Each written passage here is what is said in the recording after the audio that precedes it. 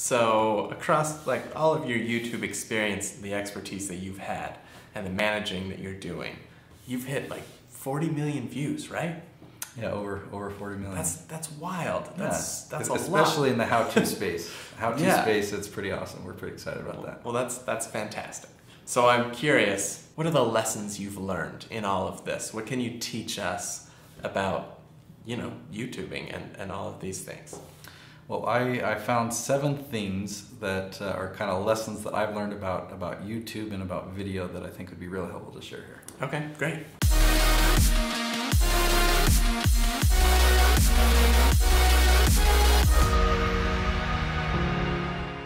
Okay, so the first one, it really relates to my niche of making how-to type content. Okay. I love search. I really love utilizing the amazing search engine that YouTube is. Okay. Because if you compare the search engine on Facebook, do you ever use it? Yeah. Do you like it? The YouTube one specifically? Facebook search Facebook. engine. Oh, I don't like Facebook's search engine. It's real frustrating. I found even if I try and find something that I posted a few months ago. It's so hard. I completely agree. Okay, so comparing that to YouTube. YouTube, you could find whatever, exactly what you're looking for. I can mention there was this video that had a horse that ran through. Yeah. And you could find it. Yeah. And I love taking advantage of that. I've really found that it is valuable when a person has expertise. People all around the world are asking questions. So they're asking questions that you know how to answer. Yeah. And just by making a how-to video on YouTube, you are now in front of them. They see you as their hero. Oh, okay. So that's why Be the Hero Studios. Yeah. You get to be the hero and answer their question. Awesome. So that's a big thing that I've really just come to believe and love is I love that YouTube search engine. Oh, and another note that I made here is I teach heavily to do keyword research before filming. So if you haven't heard me talk about that, watch my Leaf strategy video. I'll link to it right up there, because if you do the keyword research before you film, not only will it help your videos get found in search, but it makes a lot of other things easier. You'll actually rank on day 1, but it also gives you way more ideas and stuff like that. So it's really important. Awesome. Another perspective that I think is kind of unusual, I haven't heard other people explain it this way, with the YouTube Partner Program, I really look at it as a partnership where I want YouTube to make money. Okay. And here's what I mean by that, because if I have a video, YouTube finds that it pairs well with ads, so it's making them money, they will promote my videos. Yeah, that makes sense. So you make them happy and they want to make you happy, and then you're a team. So, and yes, they give me 55% of that ad revenue, which is a side awesome benefit. Yeah. But if I look at it as okay, well, what type of video does the YouTube algorithm really want? What will make YouTube money? They'll promote that video. Right, that makes sense. And so I've never had a video go viral. That's just not the nature of my content, and it's not really the nature of YouTube, because YouTube it's not social, you can't share. It's not really shareable. Yeah. Right, okay. So I mean, even in the Studio C world, there's Scott Sterling. I mean, videos like that have gone viral, but they've been blown up other places. Right. Yeah. I've never had anything close to that, but I have had a video get millions and millions of views because YouTube promoted it. Oh, interesting. Okay. In fact, I made a video explaining how how much money this one video made me and how I got to that. So a video that's right now got 5.5 million views. In ad revenue, it's paid over the last 18 months, it's paid $47,000. Wow.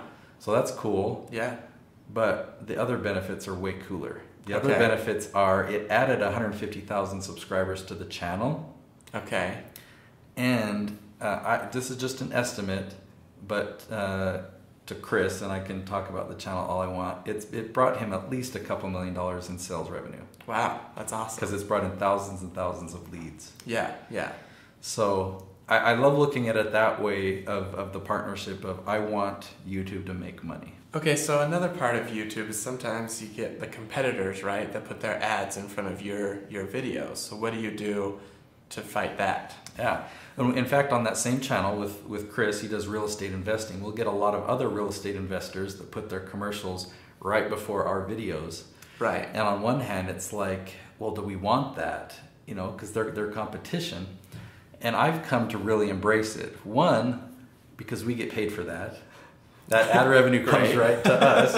So it's like my competition is paying me. Yeah, yeah. But the other thing, linking back to the first one, the previous point, is I noticed that their 30-second or their minute-long commercial, people know it's an advertisement. Right.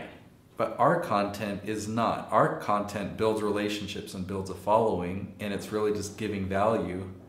And so people are like, okay, I know I just have to sit here and wait for this commercial to be done. Right. And then they see the contrast. Yeah. So we haven't found that it hurts, and I'd much rather have a video get 5 million views with a competitor in front of it that pays me $47,000 than to have a video that gets 5,000 views. Right. With no commercial. Okay, what have you learned about thumbnails, Nate? Custom thumbnails are like critical. If you're not actively making thumbnails, your channel won't succeed. I mean, so I think in recent years it's even become more and more important. We've started doing A/B testing, where we'll do our best guess, put up a thumbnail, and then we'll put up an alternate, a variation. Oh, interesting. And we'll see. This one got a 5%, this one got a 7% click-through rate. Okay. And it's like just subtle changes, like the color in this box is red, the color over here in this box is blue, and I like that because there's a rivalry in Utah and BYU. BYU is blue, and it's like in one test, blue was better. Yeah. And I'm like, yes. But it goes to show that people, there's a whole menu of options that people are shown on YouTube when they log in, and you really you can have an amazing video, and if you don't do a good job on the thumbnail, you don't catch their attention. They won't see the video. Yeah. And you can have a lousy video with an awesome thumbnail. It will get a lot of clicks. It might not get watched all the way through if it's a terrible video. But thumbnail, I've really learned how important it is. We're like getting some good ideas here. Some of these things that you've learned. I've noticed that something you do that's unique is that you post pretty frequently. Mm-hmm. I'm so curious about that because that probably takes a lot, right? So tell me about that. Yeah, we post 5 or more episodes per week.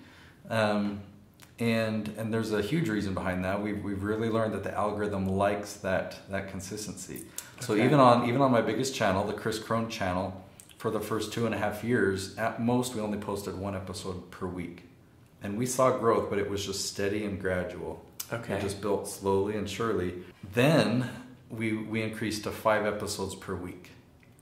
And it takes 4 months. There's something magical about doing that for 4 months. But on this channel and on many channels since, when we've increased to 5 episodes per week, then at the 4-month mark and beyond, you start to get spikes. So you're growing along gradually, and you'll have a spike and another spike. And so you need to have that high of consistency in order to get that exponential growth. Wow, okay. And to give you more details on that, it's a difference of getting search and external traffic and a little bit of suggested and a little bit of browse to now the majority of your traffic is coming from suggested and browse. Like YouTube's really promoting your content, and you have to be that consistent on a how-to type channel. Okay, that's awesome. So I imagine that gives you a lot of time that people are watching your videos, right? And YouTube has a thing with watch time, right? Mm-hmm. I don't know a lot about it, but I know with Studio C we did talk about that. Mm-hmm. So what's the deal with watch time? So on our episodes, we shoot for 10 to 12 minutes in length. Okay. And we aim for 45% average view duration, which means that people are watching it. They're sticking around longer. Okay. 45% is kind of the minimum we found. Yeah. And I'll also say that I just recently, on one of my channels with Paul Jenkins, we just crossed 100,000 subscribers a few weeks ago. And I made an episode to explain how we did that. And I explained the step-by-step ingredients. One of these was the length of the videos that we did, how frequently we posted and stuff like that. So I'll link to that video right up here as well. Awesome. Now there's one other thing that I've really learned is that YouTube analytics really is valuable. Okay. Like there's analytics with LinkedIn. Right. There's analytics with each platform. Right. But it's kind of like they're only giving you so much. They're not really telling you the whole picture. And I don't feel that way with YouTube. I feel the complete opposite. I feel like not only did they give me a whole bunch of information, but they're trying to organize it in a way that will really help me. YouTube wants me to make better content and to know why my content is doing good or bad, because if I make better content, then it makes YouTube more money. Right. So I love that they've done such a good job with their partner program. And this is one part of it. The analytics is really valuable. So that's my key takeaway is, if you want your channel to do well, if you want your channel to grow and succeed, just dive in and see what information you have and make improvements from there. That's awesome. Those are like some really cool lessons that you've really taken from everything you've done. And especially, 40 million views, right? That's incredible. And it's like, you obviously know what you're doing. You obviously have a good system in place. So I know for me as a creator, I'm like, yeah, I'm all about that. I want to know all of these little things that you've figured out through all of your experience with YouTube. So yeah, thank you. Yeah, absolutely. My aim here is, because there's a lot of advice out there on how to be successful at YouTube. Yeah.